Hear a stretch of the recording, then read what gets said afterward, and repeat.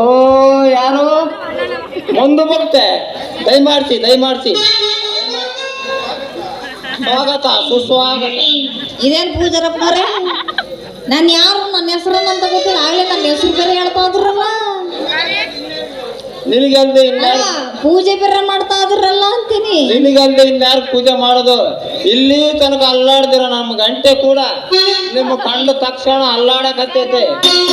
ಅಂದ ಮೇಲೆ ನೀವೇ ತಾನೇ ನಿಜವಾದ ದೇವ್ರು ಬಂದು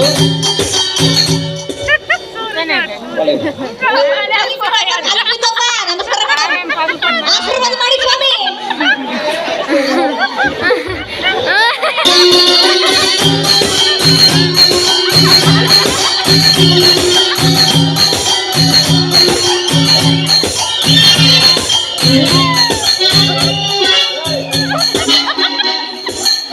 ಇವನ್ ಯಾರ ಆವಾಡ್ಸೋನೇ ಇರ್ಬೇಕನ್ಸುತ್ತೆ.